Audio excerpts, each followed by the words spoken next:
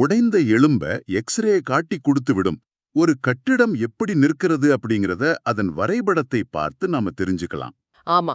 ஒரு மரம் எப்படி வளருது அப்படிங்கறத அதோட வேர்கள பார்த்தே சொல்லிட முடியும். சரியா சொன்னீங்க. அதாவது உலகத்தை புரிந்து கொள்ள நாம எப்போதுமே இப்படி கண்களால் பார்க்கும் ஆதாரங்களையே சார்ந்திருக்கிறோம். கண்டிப்பா.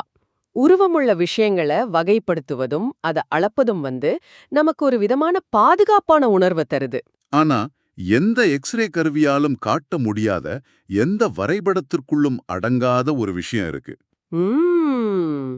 நாம ஒரு நாளைக்கு 20,000 முறைக்கும் மேல சுவாசிக்கிறோமே, இந்த காற்று, இதுக்குள்ள ஒளிந்திருக்கும் ரகசியங்களை நாம எப்போதாவது சிந்தித்திருக்கிறோமா? பெரும்பாலும் இல்லைன்னு தான் சொல்லணும். இந்த ஆழமான தேடலுக்கு உங்களை வரவேற்கிறோம்.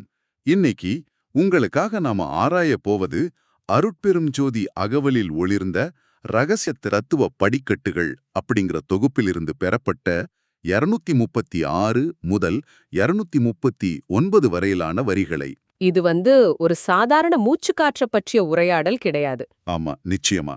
நமது கண்களுக்கு தெரியாத ஒரு வெற்றிடத்திற்குள் எவ்வளவு பிரம்மாண்டமான தத்துவங்கள், வடிவங்கள், அப்புறம் இயக்கங்கள் கட்டமைக்கப்பட்டிருக்கு அப்படிங்கறத புரிஞ்சு கொள்ளும் ஒரு தத்துவ பயணம் இது. இப்போ பாத்தீங்கன்னா, நாம பொதுவாக காற்றை ஒரு வெறுமையான வெளியாகவோ அல்லது நம்மளை சுற்றி எங்கும் வியாபித்திருக்கும் ஒரு சாதாரண பொருளாகவோ தான் கடந்து செல்றோம். வெறும் காத்துதானே அப்படின்னு நினைச்சிடுறோம். ஆனா இந்த அகவல் வரிகள் அந்த பார்வையை முற்றிலும் தலைகீழாக மாற்றிவிடுகிறது. காற்று அப்படின்றது வெறுமனே மரக்கிளைகளை அசைக்கும் ஒரு விசை மட்டும் கிடையாது. ஓ, அப்புறம் வேற என்ன அது? அது முடிவற்ற தத்துவங்கள் இயங்கும் ஒரு மாபெரும் கூடம். கண்களுக்கு தெரியும் இந்த உலகத்தின் இயக்கம் முழுவதும் கண்களுக்கு தெரியாத ஒரு அமைப்பின் மீதுதான் கட்டப்பட்டிருக்கு அப்படிங்கிறது மிக நுட்பமாக இந்த வரிகள் விளக்குது. வாவ்! இந்த வரிகளுக்குள் நாம நுழையும் போது என்னை முதலில் சிந்திக்க வைத்தது அதோட கட்டமைப்பு தான். எந்த விதமான கட்டமைப்பு? அதாவது கண்ணுக்கே தெரியாத ஒரு பொருளுக்கு எப்படி ஒரு வரைபடம் வரைய முடியும்? ஆனா முதல் வரியே மிக துல்லியமான ஒரு இட அமைப்பை குறிப்பிடுது. ஆமா. காற்றினில் இடைநடு அருட்பெருஞ்சோதி கடைநடு வகம்புறம் அருட்பெருஞ்சோதி அப்படிங்கிற அந்த வரி. கரெக்ட். இடை நடு என்றால் மையம், கடை நடு என்றால் எல்லை அல்லது முடிவு, அகம் என்றால் உள்ளே, புறம் என்றால் வெளியே. சரியா பிரிச்சிங்க. ஆனா என்னை பொறுத்தவரை இது கேட்பதற்கே முரண்பாடாக இருக்கு. இப்போ ஒரு பெட்டிக்குள் காற்றை அடைத்து வைத்தால் அதுக்கு உள்ளே ஒரு மையம் இருக்கு, வெளியே ஒரு எல்லை இருக்குன்னு சொல்லலாம். புரியுது. ஆனா எந்த எல்லையுமின்றி திறந்த வெளியில் வீசும் காற்றுக்கு எப்படி ஒரு மையம் இருக்க முடியும், எப்படி ஒரு எல்லை இருக்க முடியும்? அந்த முரண்பாடு தான் இந்த வரியின் அழகே. நீங்க காற்றை ஒரு ஒட்டுமொத்தமான பிரிக்க முடியாத தொடர்ச்சியான பரப்பாக பார்ப்பதால் அது ஒரு பெட்டிக்குள் அடைக்க முற்படுறீங்க. வேற எப்படி பார்க்கணும்னு சொல்றீங்க? இந்த வரிகள் காற்றை அப்படி பார்க்கவில்லை.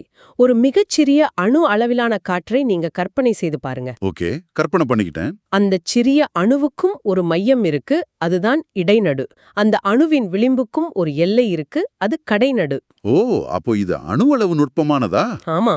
அதே போல இந்த பிரபஞ்சத்தில் பரவியிருக்கும் மாபெரும் வளிமண்டலத்தை எடுத்துக்கிட்டாலும் அதற்கும் ஒரு மையமும் எல்லையும் இருக்கு. இது உண்மையிலே ஆச்சரியமா இருக்கு. இதை நாம் ஏன் புரிந்து கொண்டவென்றால், அருட்பெருஞ்சோதி அப்படிங்கிறது ஏதோ ஒரு தொலைதூரத்திலிருந்து காற்றை இயக்குகிறது என்ற நமது வழக்கமான ஆன்மீக எண்ணத்தை இது உடைக்கிறது. அதாவது தூரத்திலிருந்து யாரும் ரிமோட் கண்ட்ரோல் மாதிரி இயக்கல. சரியா சொன்னீங்க. காற்றின் மையத்திலும் அந்த பேரொளி இருக்கு, அதோட விளிம்பிலும் இருக்கு, உள்ளேயும் இருக்கு, வெளியேயும் இருக்கு. வெற்றிடம் என்பதே இல்லைன்னு சொல்றீங்க. ஆமா.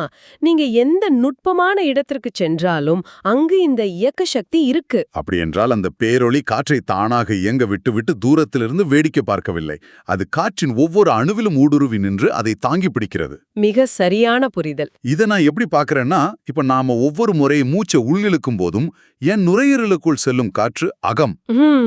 எனக்கு வெளியே இந்த அறையிலும் உலகத்திலும் பரவியிருக்கும் காற்று புறம். இந்த இரண்டுக்கும் இடையில் ஒரு பெரிய இடைவெளி இருப்பதை போல நம்ம நினைக்கிறோம். ஆமா, பொதுவா அப்படிதான் நினைப்போம்.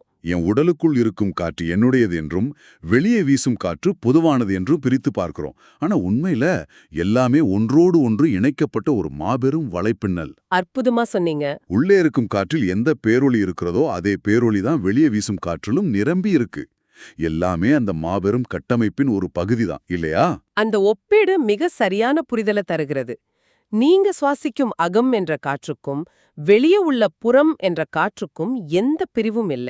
இரண்டும் ஒரே ஆற்றலால் தான் பிணைக்கப்பட்டிருக்கு. அதனாலதான் அந்த வரியின் தொடர்ச்சியாக ஆற்றவும் வகுத்த அருட்பெருஞ்சோதி என்று சொல்லப்படுகிறதா? கண்டிப்பா. வகுத்த அப்படிங்கிற வார்த்தைய நாம ஆழமாக கவனிக்க வேண்டும். இது ஏதோ தற்செயலாக பிரபஞ்சத்தில் பரவி கிடக்கும் ஒரு வாயு கிடையாது. எல்லாமே திட்டமிடப்பட்டிருக்கு. ஆமாம். இது மிக துல்லியமாக திட்டமிடப்பட்டு எந்த உயரத்தில் எவ்வளவு அடர்த்தி இருக்க வேண்டும், எப்படி சுழல வேண்டும், எந்த சமநிலையில் இயங்க வேண்டும் என்று நுட்பமாக வகுக்கப்பட்ட ஒரு மாபெரும் வடிவமைப்பு.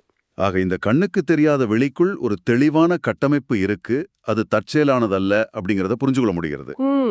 இப்போ எனக்கு அடுத்த கேள்வி எழுகிறது. இவ்வளவு நுட்பமாக வகுக்கப்பட்ட அந்த வெளிக்குள் இருக்கும் காற்றின் தன்மை என்ன? அது முழுவதும் ஒரே மாதிரியானதா? இல்ல, அதத்தான் அடுத்த வரிகள் விளக்குது. ஆமா.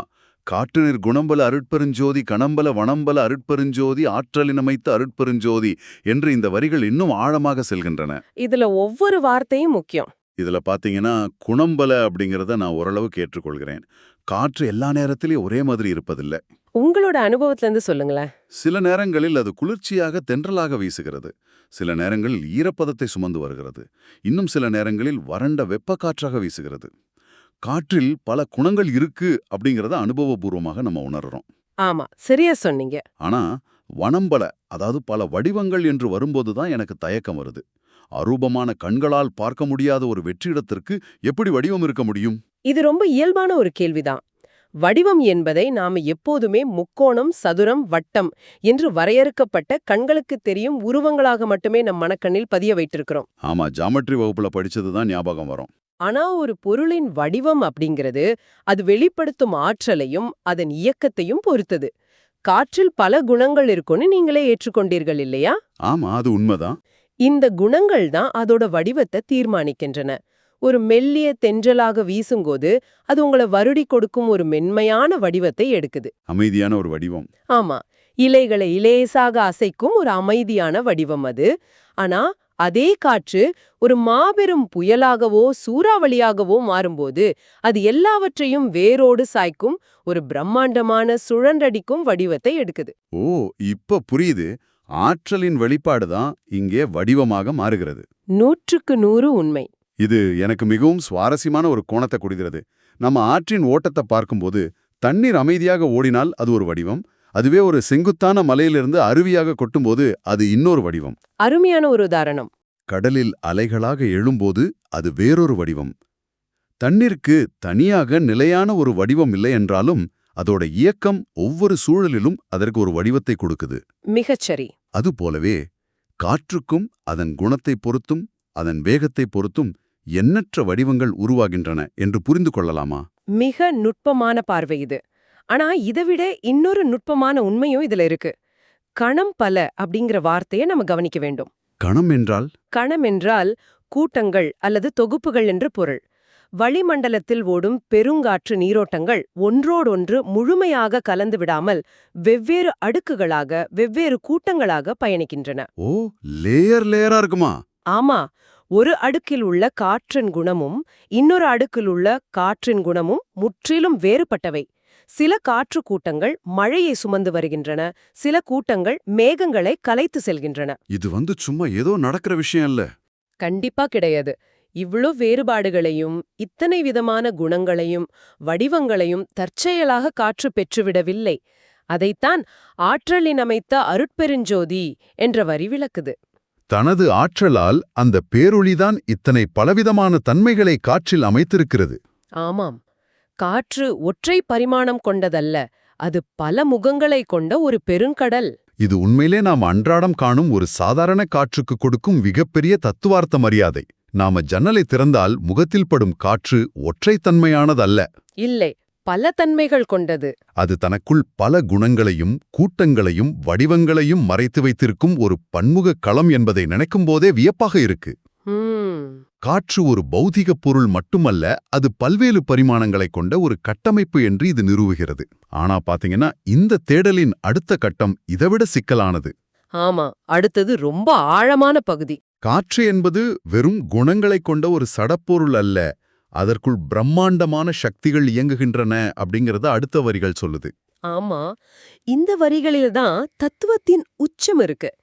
காற்றிடை சக்திகள் அருட்பெருஞ்சோதி, கணக்கில உலப்பில அருட்பெருஞ்சோதி, காற்றிடை சத்தர்கள் அருட்பெருஞ்சோதி, கணிதம் கடந்தன அருட்பெருஞ்சோதி என்று இந்த அகவல் விரிகிறது. சக்திகள் மற்றும் சத்தர்கள் இரண்டும் மிக ஆழமான சொற்கள் இங்கே பயன்படுத்தப்பட்டிருக்கு. ஆமா, சக்திகள் என்றால் பின்பால் ஆற்றல்கள், சத்தர்கள் என்றால் ஆண்பால் ஆற்றல்கள் என்று நாம பொதுவாக புரிந்து கொள்வோம். வழக்கமா அப்படிதான் நினைப்போம். மனிதர்களிலோ அல்லது பிற உயிரினங்களிலோ இப்படி ஆண்பால் பெண்பால் என்று பிரித்து பார்ப்பது இயற்கை. அது உயிரியல் ரீதியான ஒரு பிரிவு. ஆனா ஒரு சடப்பொருளான உயிரில்லாத காற்றில் எப்படி ஆண் பெண் ஆற்றல்கள் இருக்க முடியும்? இது தத்துவார்த்தமாக எதை குறிக்கிறது? இது உயிரினங்களின் பாலினத்தை குறிக்கும் வார்த்தைகள் அல்ல. இது பிரபஞ்சத்தின் இருமையை குறிக்கும் தத்துவச் சொற்கள். இருமை என்றால் டியூவாலிட்டியா? ஆமாம், இந்த அகிலம் முழுவதும் உருவாக்கம் மற்றும் மாற்றம் என்ற இரண்டு பெரும் ஆற்றல்களால் இயங்குகிறது. பகல் மற்றும் இரவு, வெளிச்சம் மற்றும் இருள் என்பது போல. ஓ, புரியுது. இதில் சக்திகள் என்பது அரவணைக்கும், உருவாக்கும், பராமரிக்கும் மென்மையான ஆற்றல்களை குறிக்கிறது. சத்தர்கள் என்பது இயக்கும், மாற்றும், சில நேரங்களில் பழையவற்றை அழித்து மீண்டும் புதியவற்றை உருவாக்கும் வலிமையான ஆற்றல்களை குறிக்கிறது. இத கொஞ்சம் எளிமையா சொல்ல முடியுமா? கண்டிப்பா. ஒரு பூவின் மகரந்தத்தை காற்றில் சுமந்து சென்று இன்னொரு செடியில் சேர்த்து ஒரு புதிய உயிரை உருவாக்குவது பராமரிக்கும் சக்தி. அது சக்தி. சூப்பர். அதுவே ஒரு காய்ந்த மரக்கிளையை ஒடித்து வீழ்த்தி அது மக்கி மண்ணோடு மண்ணாக மாறுவதற்கு காரணமாக இருப்பது மாற்றும் சக்தி. அது சத்தர். காற்றில் இந்த இரண்டு விதமான மாபெரும் ஆற்றல்களும் தொடர்ந்து ஒரு சேர இயங்கிக் கொண்டே இருக்கு. அதாவது நம் கண்களுக்கு தெரியாத ஒரு மாபெரும் பெருநகரத்தில் எப்படி ஒரு பக்கம் புதிய கட்டிடங்கள் எழுப்பப்படுகிறதோ அதே நேரத்தில் இன்னொரு பக்கம் பழைய கட்டிடங்கள் இடிக்கப்படுகிறதோ அதே போல. மிகச்சரியான உதாரணம். இந்த சக்திகளும் சத்தர்களும் இந்த வளிமண்டலம் முழுவதும் ஒரு இடைவிடாத இயக்கத்தை நடத்தி கொண்டிருக்கிறார்கள்னு நாம சொல்லலாம். காற்றில் இருக்கும் அமைதியும் காற்றில் எழும் சீற்றமும் ஒரே நாணயத்தின் இரண்டு பக்கங்கள் போல செயல்படுகின்றன. ஆமாம், அதுதான் அந்த இருமை. ஆனா இதுல என்னை சிந்திக்க வைக்கும் மற்ற வார்த்தைகள் கணக்கில, உழப்பில, கணிதம் கடந்தன. காற்றில் ஆற்றல்கள் இருக்குன்னு சாதாரணமாக சொல்லிவிட்டு போகாமல் ஏன் அதை மனித அறிவால் அளக்க முடியாத ஒன்றாக இந்த வரிகள் வலியுறுத்துகின்றன? இத்தனை பெரிய வார்த்தைகளை பயன்படுத்த வேண்டிய அவசியம் என்ன? ஏன்னா அந்த ஆற்றல்களின் பிரம்மாண்டத்தை மனித மனம் தன்னுடைய சிறிய அளவுகோலால் சுருக்கி பார்த்துவிடக் கூடாது என்பதற்காக. ஓ, மனிதர்களோட ஈகோவா? ஒரு விதத்துல ஆமாம். கணக்கில என்றால் எண்ணிக்கையில் அடங்காதவை. நாம எவ்வளவு பெரிய எண்களை கொண்டு அளந்தாலும் அவை முடிவடைவதில்லை. உலப்பில என்றால் என்றுமே அழியாதவை அல்லது காலத்தால் முடிவற்றவை. அப்போ கணிதம் கடந்தன. எல்லாவற்றுக்கும் மேலாக கணிதம் கடந்தன என்ற சொல் மிக ஆழமானது. அதாவது மனிதனின் எந்த கணக்கீட்டிற்கும் எந்த சூத்திரத்திற்கும் இது முற்றிலும் அப்பாற்பட்டது. நாம வானிலை அறிக்கையெல்லாம் பார்க்கறோமே. ஆமா, நாம வானிலை அறிக்கையை பார்க்கிறோம். ஒரு பெரிய புயல் இந்த திசையில் வரும் என்று பல கருவிகளை வைத்து கணிக்கிறோம். ஆனா அது திடீரென திசை மாறுகிறது அல்லது வலுவிழந்து போகுது. ஆமா, நிறைய நேரம் தப்பா கூட ஆகுது. பல நேரங்களில் நமது கணிப்புகள் தவறாகின்றன. அதற்கு காரணம் காற்றிலுள்ள கோடிக்கணக்கான அணுக்களின் மோதல்கள், ஒவ்வொரு கணமும் மாறும் அதன் திசை, அதன் அழுத்த வேறுபாடுகள் என இத்தனை மாறிலிகளையும் மனித அறிவாலோ அல்லது எந்த கருவியாலோ துல்லியமாக கணிக்கவே முடியாது. வளிமண்டலத்தின் இயக்கம் நமது கணக்கீடுகளுக்கு அப்பாற்பட்டதுன்னு சொல்றீங்க. நிச்சயமா. கணிதம் கடந்தன அப்படிங்கிற வார்த்தை இதைத்தான் உணர்த்தது. நாம இயற்கையை முழுமையாக புரிந்து கொண்டு விட்டோம், அதோட ஒவ்வொரு அசைவையும் நமது கணித சூத்திரங்களுக்குள் அடைத்து விட்டோம் என்று நினைக்கும் மனிதனின் அகங்காரத்தை இந்த ஒற்றை வார்த்தை மிக எளிதாக உடைத்து விடுகிறது. ஆமாம். இயற்கை என்பது ஒரு இயந்திரம் அல்ல, அது பல கோடி சாத்தியக்கூறுகளை தன்னுள் கொண்ட ஒரு உயிர் சக்தி என்பதை இது காட்டுது. ஆனா எனக்கு இப்போ ஒரு பெரிய சந்தேகம். கேளுங்க.